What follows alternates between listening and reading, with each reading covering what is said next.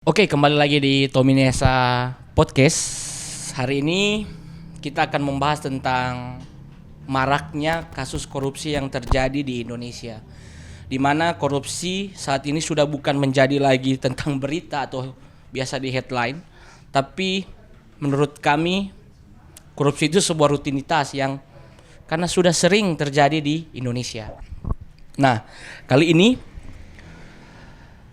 kami bukan membahas cuma soal tentang korupsi, tapi bagaimana langkah pencegahan, langkah mitigasi yang dilakukan oleh beberapa lembaga atau LSM masyarakat yang ada untuk memberantas terjadinya korupsi. Dan telah hadir bersama kami di sini Rakyat Anti Korupsi.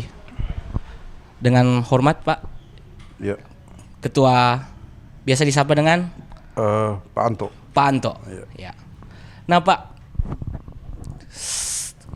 seiring dengan pemberitaan yang terjadi di Indonesia saat ini tentang maraknya kasus korupsi, Rako ini hadir untuk apa sih Pak?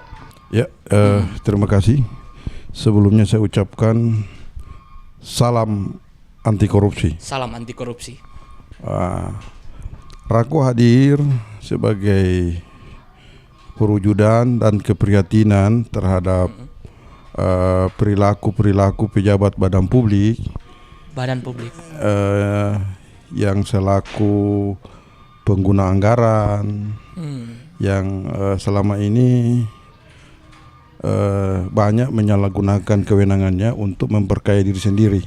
Oke. Jadi uang rakyat itu dikelola tidak sesuai dengan peruntukan, tidak tepat biaya, sehingga menghambat dan merugikan kepentingan umum, begitu.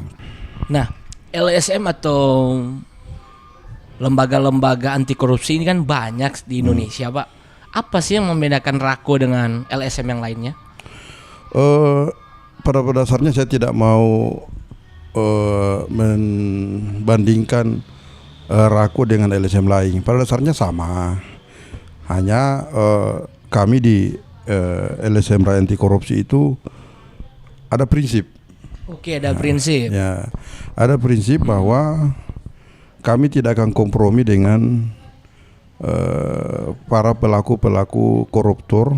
Oke. Apalagi yang sudah kami laporkan, yang sudah kami lidik, itu kami akan selesaikan hingga tuntas. Oke. Ada beberapa yang sudah tertangani sekarang. Contoh adalah dugaan korupsi ruang terbuka hijau. Ruang terbuka hijau di KONI Sario Manado.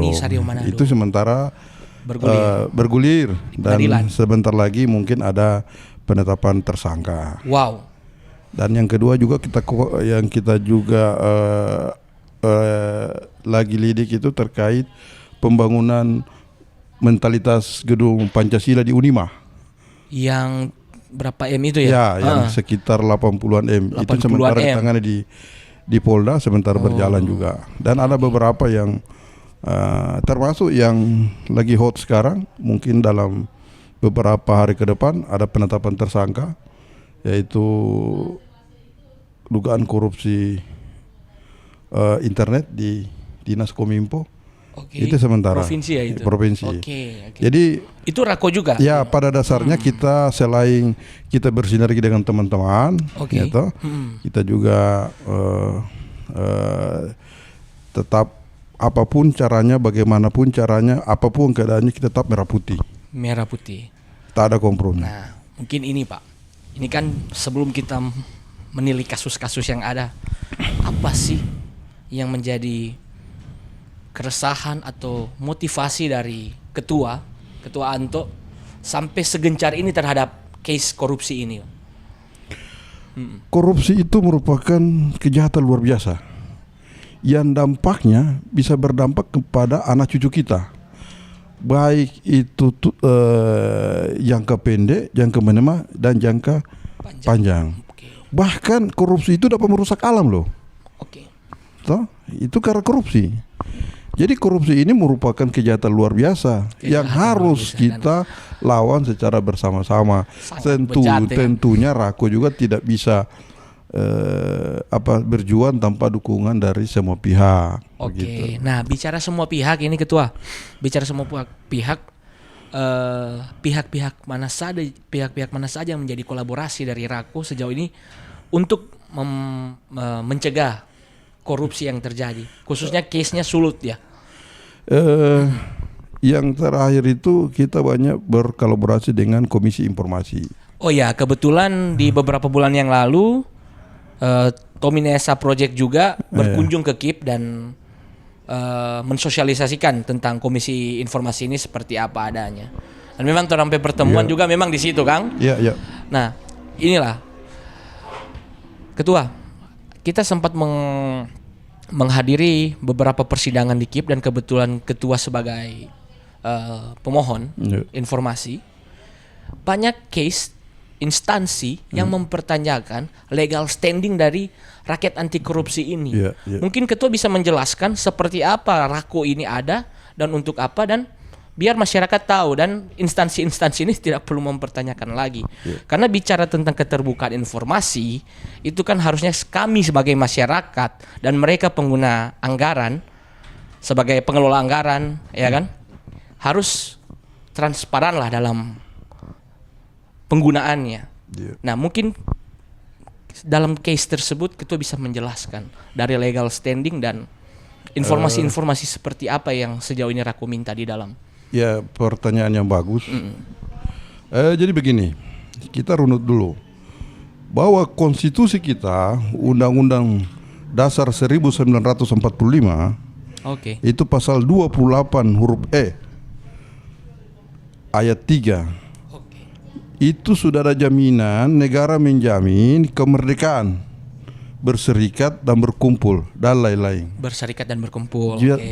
Jadi dalam berorganisasi itu sudah dijamin oleh negara. Ya, Undang-Undang Dasar loh. Undang-Undang Dasar 45 ini. Ya, Undang-Undang Dasar. Turunan dari Undang-Undang Dasar itu 45 itu ada namanya Undang-Undang Ormas. Itu Undang-Undang 17 tahun 2013.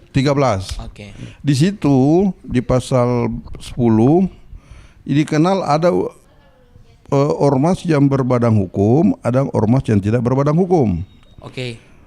Ormas yang berbadan hukum itu lebih lari kepada yayasan karena mengelola aset dan semua dan seterusnya. Mengelola tambang juga itu termasuk. Mengelola tambang juga termasuk. Tambang juga. Nah, itu yang dikategorikan sebagai organisasi ormas berbadan hukum. Itu dibawa Kemenkumham. Dan ada ormas yang tidak berbadan hukum, itu dibawa Mendagri untuk jenjang nasional. Tapi untuk jenjang provinsi itu berada di bawah Kesbangpol provinsi. Untuk jenjang kabupaten kota itu di bawah Kesbangpol kabupaten kota. Itu diatur di dalam pasal 16 ayat 3 Undang-Undang 17 tahun 2013 tentang ormas. Jadi undang-undang keormasannya ini. Lebih lanjut diatur dalam peraturan Mendagri tentang mekanisme pelaporan ormas. Itu diatur lagi di dalam pasal 8.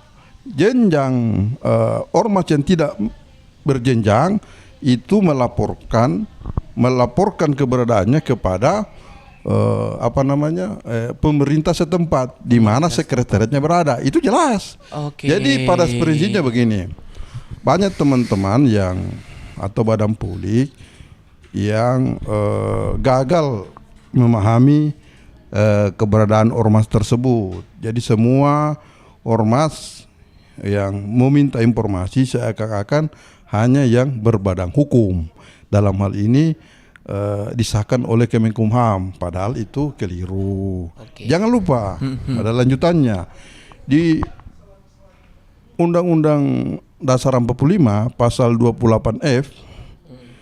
Itu jaminan kepada setiap masyarakat warga negara Indonesia untuk mendapatkan informasi. Sudah jamin lagi undang-undang untuk setiap warga negara Indonesia. Siapapun boleh mendapatkan informasi yang bersifat publik. Oke. Kecuali informasi yang dikecualikan sebagaimana diatur dalam pasal 17 Undang-Undang 14 tahun 2008 tentang keterbukaan informasi. Nah, jadi sebenarnya sudah clear.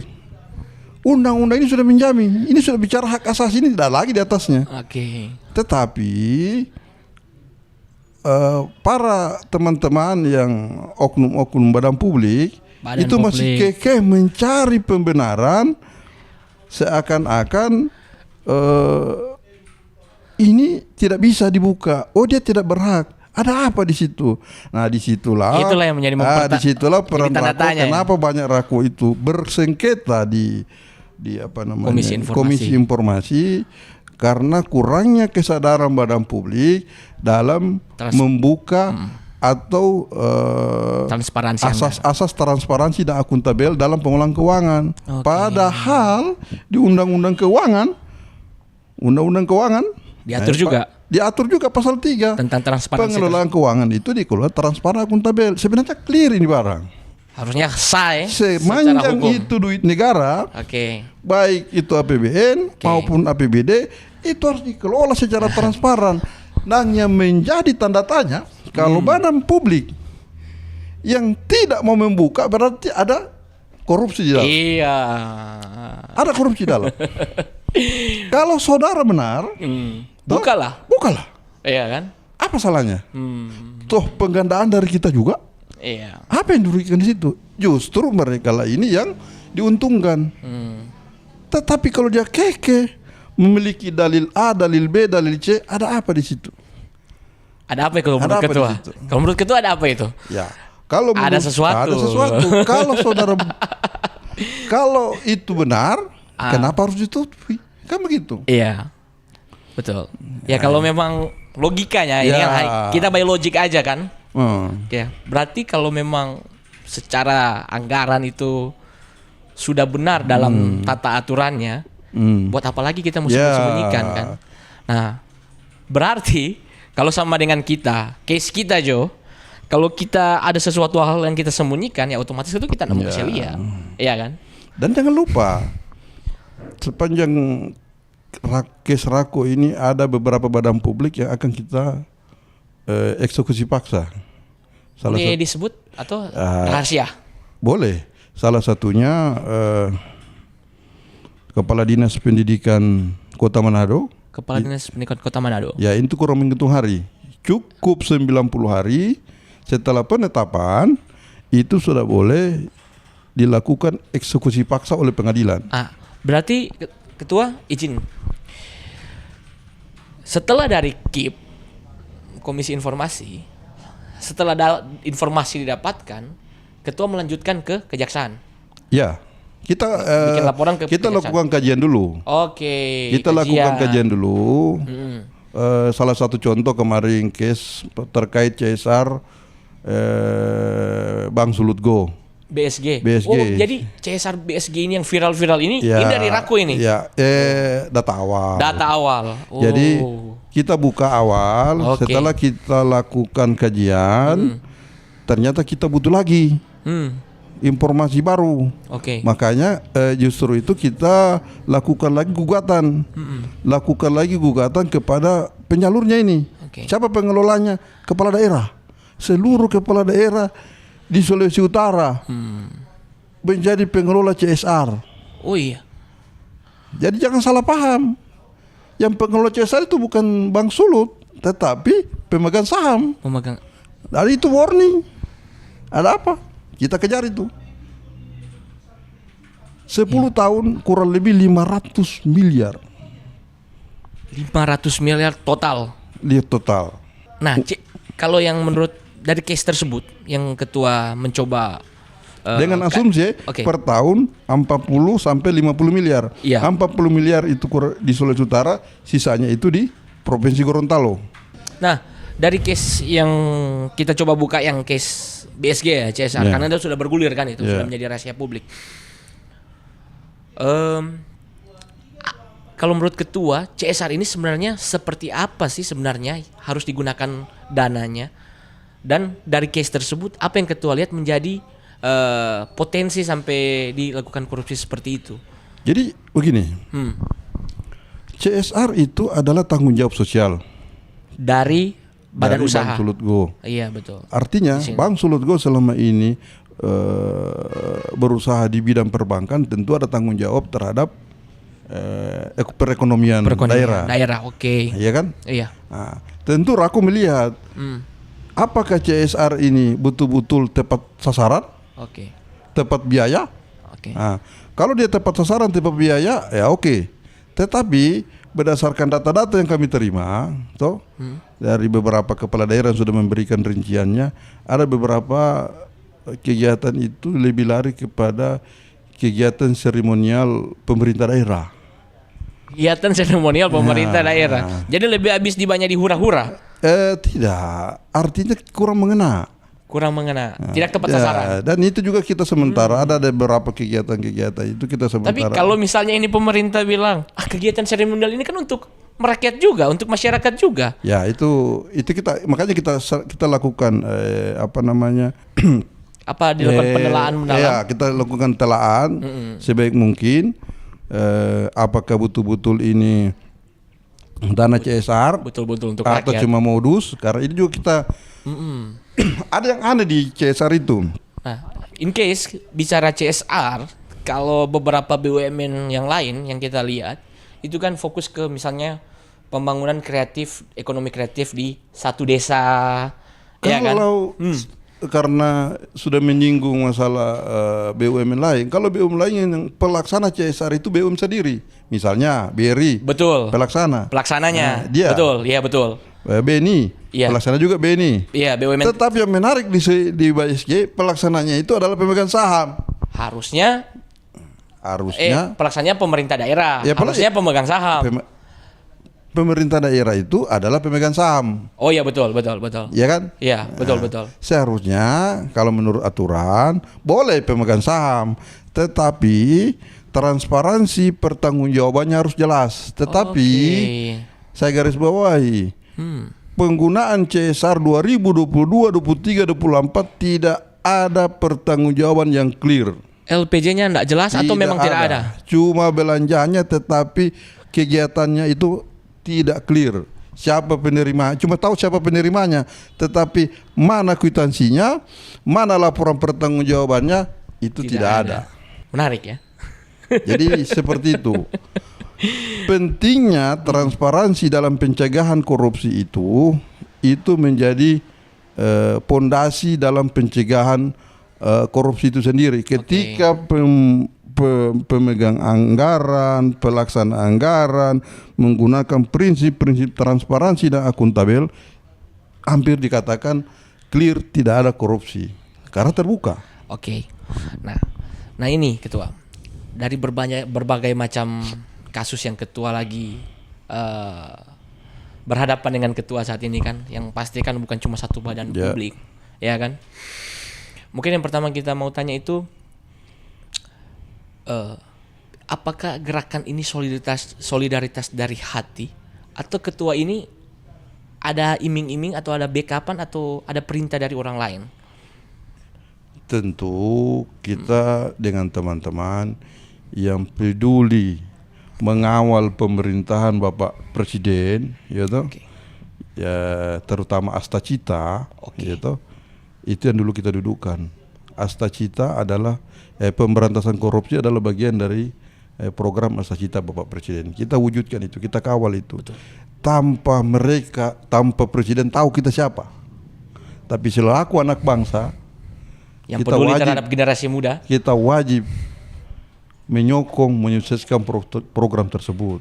Oke. Karena itu bukan untuk kita, tetapi generasi untuk selanjutnya. generasi selanjutnya. untuk anak-anak, cucu, ya kan? Itu yang harus kita. Jadi dijamin untuk integritas, independensi dari Rako. Ya, kita jamin. Bahkan berapa kali kita dapat tantangan, ya kita lalui itu. Karena bicara tentang LSM anti korupsi, in case-nya banyak masyarakat yang skeptis.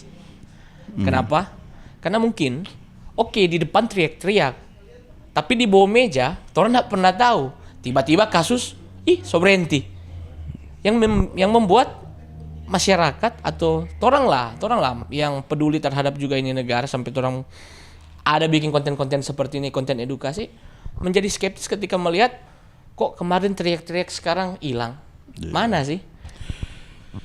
Ya itu mekanisme LSM masing-masing. Tetapi kalau di kami, bahkan sekretariat kami pun dibakar. Wow. Tetap kami jalan. Diteror tetap jalan.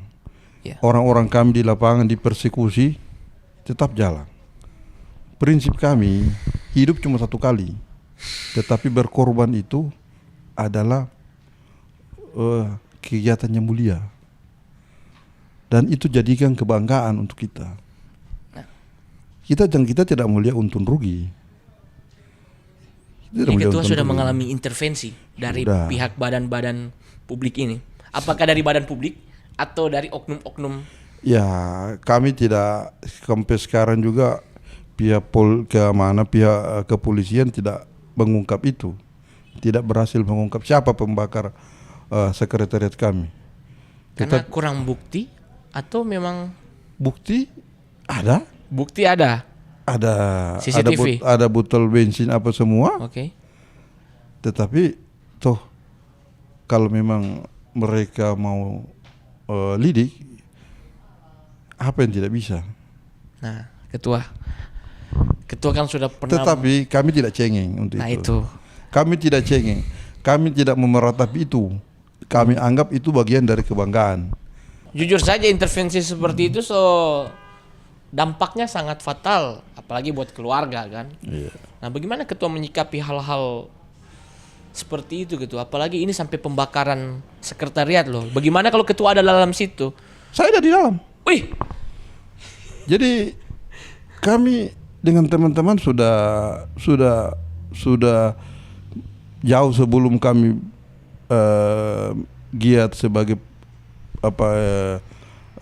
anti korupsi, kami sudah tahu risikonya dan kami sudah siap untuk itu. Sebagai pegiat, hal-hal seperti itu merupakan kebanggaan. Kita tidak perlu cengeng.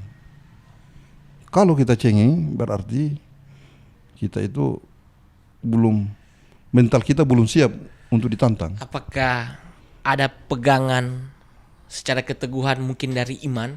Ya, Iman. Dari Tua Anto untuk sampai saat ini. Iman itu pasti dukungan dari keluarga, anak istri itu pasti mereka bangga. Itu dorongan yang paling berarti bagi saya. Karena mereka sampaikan bahwa Papa, saya bangga.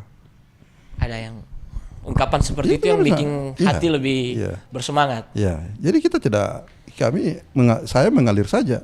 Saya sudah siapkan. Yang terburuk pun kami sudah siapkan. Yang terburuk pun sudah siapkan. Jadi kita masa bodoh. Jadi yang terburuk itu tanam. Kita siapkan ya. Seperti itu. Pegiat seperti itu. Okay. Kalau kita setengah-setengah. Betul. Nah, ini kan case-nya intervensi. Ya. Oke. Nah, ada enggak sebaliknya? Pak Anto. Oh, banyak. 86 Jo. Pak Anto mau proyek yang mana sih? Banyak. Banyak ya? Banyak. Bagaimana ketua bisa, maksudnya di tengah krisis ekonomi saat ini dan godaan duniawi seperti itu kan mungkin bukan angka-angka yang kecil. Bagaimana integritas ketua sampai saat ini tetap kokoh pada tegak lurus anti korupsi, memberantas korupsi? Yang pertama saya mau sampaikan bahwa saya malu sama anak saya malu sama istri saya. Itu dulu.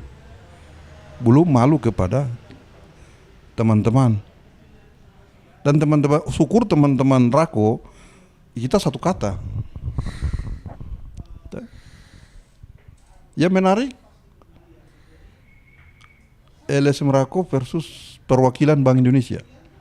Versus Bank Indonesia, oke. Okay. Ya. Putusan Mahkamah Agung kita dimenangkan. Sampai Mahkamah Agung? Iya, kita dimenangkan. Oke. Okay. Dan sekarang sudah persiapan kurang menunggu hari untuk eksekusi. Kami pun tegak lurus. Bank Indonesia loh. Bank Indonesia Terkait keterbukaan informasi terkait pelaksanaan belanja CSR. belanja CSR. Iya. Oh. Di Sulawesi Utara. Berarti sepak terjangnya dan pengalaman Jadi seperti itu. luar biasa sekali ini, Kang. Nah, kalau Rako sendiri ada enggak untuk merekrut generasi-generasi muda? Ada. Kayak orang begini mau suka masuk LSM. Iya. Kita berharap ada raku-raku, ada regenerasi raku yang lebih baik, yang lebih energik, toh. Nah, kita ingin ada LSM lain yang lebih dari kami, sehingga pemberantasan korupsi ini kita kepung, koruptor ini kita kepung. Tidak ada ruang gerak lagi untuk koruptor untuk melakukan aksinya. Itu yang kita harapkan. Jangan mengeluh. Harusnya kita bergerak. Kalau mengeluh itu bukan tipikal sebagai petarung. Ya toh? Ayo. Bawa ke pengadilan. Kita fight di pengadilan. Fight di pengadilan. Ya. Oke. Nah, Ketua, tolonglah tahu bersama ketika kasus ini sudah berperadilan di lembaganya, banyak putusan-putusan yang menurut kita pribadi, menurut kita keyakinan, putusan-putusan itu tidak ideal lah, tidak pantas lah putusan itu dengan angka yang dia korupsi, oke? Nah, menurut Ketua dari case tersebut, apakah sistem di Indonesia saat ini secara tidak langsung memelihara, membuat orang mau korupsi tidak takut, tidak ada efek jerah? Apakah sistem peradilan hukum untuk penegakan terhadap case kasus korupsi ini kurang keras, kurang tegas, atau seperti apa? Saya berapa minggu lalu saya menulis artikel di sebuah media bahwa sejatinya itu hukuman itu memberikan aspek jerah. Seharusnya, sejatinya ya. Sejatinya aspek jerah. Sehingga pelaku-pelaku yang baru bisa menjadi contoh untuk tidak melakukan aksinya. Tetapi kalau hukumannya ringan, apa yang didapat? Apa hikmah yang didapat dari pemberantasan itu? Ini yang memang sebenarnya melukai nurani kami. Kami perhatiin itu. Ya kalau memang tuntutannya seperti itu. Bagaimana pandangan dari Ketua selaku masyarakat dan aktivis korupsi, boleh kita katakan seperti itu kan, tentang APH ini dalam penanganan? Kita pakai contoh kasus Amran yang di Sumatera Utara. Apakah itu ideal dalam penegakan kasusnya? Bagaimana mereka menilai case tersebut secara objektif? Bagaimana Ketua melihat penegakan dari aparat hukum yang ada di Indonesia? Ya, penegakan hukum itu kan ada berapa tipe pembuktian. Jadi semua ini dari tahap jenjangnya itu. Betul. Jenjangnya itu ada, kalau dia dilakukan secara sistematis pelakunya memang agak susah. Susah. Ini karena susah. Pertama modusnya mengaburkan modus. Ya toh. Dimunculkan bukti-bukti meringankan, ya toh. Sampai di pengadilan ya pasti tuntutannya akan lemah, kan begitu. Iya, betul. Jadi perlu sinergitas antara kejaksaan dan pengadilan tipikor. Oke, betul. Jadi jangan membuat putusan yang bukan kemenangan bagi pemberantasan korupsi. Iya. Malah ditahan 1-2 bulan sudah keluar, bahkan ada yang langsung bebas. Mungkin ada juga beberapa rumah tahanan yang VVIP itu. Ya, VVIP. Ya. Bagaimana mau bikin jerah? Ya, dan Nah, dengan case seperti itu, apakah itu tidak membuat Ketua kami yakin seolah ini memperjuangkan ini kan? Maksudnya secara manusiawi lah. Ya. Oke. Ketua sudah memperjuangkan. Ya. Oke, sampai putusan tak korupsi. Tiba-tiba ternyata setelah itu cuma putusannya 1 tahun dengan korupsi 30 miliar. Apakah itu tidak membuat ketua putus asa untuk bertahan di jalur ini, ketua? Sebenarnya sakit hati. Sakit hati. Tuh. Dari sepanjang waktu kita berjuang, bersosialisasi, tetapi hasilnya hanya begitu. Dengan dalil mengembalikan kerugian negara. Padahal kerugian negara itu, mengembalikan kerugian negara itu tidak menghapus pidananya. Meringankan tapi pidananya tidak dihapus. Mengembalikan kerugian negara Ya, tidak menghapus pidananya. tidak menghapus pidananya. Oke. Tidak menghapus pidana. Iya, betul. Koruptor itu sebenarnya menurut Undang-Undang 31 itu ancaman hukumannya itu paling 5 tahun. Ya toh? Tidak berbunyi di 2 tahun atau 1 tahun. Paling rendah 5 tahun. Paling rendah 5 tahun. Paling rendah 5 tahun. Itu yang membuat kami cukup dalam tanda tanya. Skeptis lah. Iya tuh. terhadap putusan-putusan dari Berarti hakimnya ini bikin undang-undang baru berarti. Iya tuh. Iya, no? Iya tuh. Nah, mungkin ini ketua, harapan dari ketua Rako untuk generasi muda, untuk torang lah, bagaimana torang integritas, bagaimana torang membangun karakter yang anti terhadap kasus korupsi. Karena menurut kita pribadi, kita lihat ketua secara moral, etik, berintegritas tinggi, dimana sebenarnya torang pertemuan kan sering di salah satu lembaga KIP yang sering torang bilang. Dari situ kita juga banyak belajar dari ketua bagaimana ini intervensi dari pihak eksternal, ya kan, maupun entertain yang mencoba dorang bangun, ya kan. Bagaimana ketua mempertahankan nilai moral, etik, dan integritas sampai sejauh ini? Mungkin boleh di-share kepada torang generasi-generasi muda. Jadi bagi saya apa yang saya lakukan ini adalah bagian dari pengabdian kita terhadap negara, kepedulian kita terhadap negara. Terlebih lagi kepedulian kita terhadap sesama misalnya, ya kan? Dan saya jadikan ini sebagai bagian dari ibadah.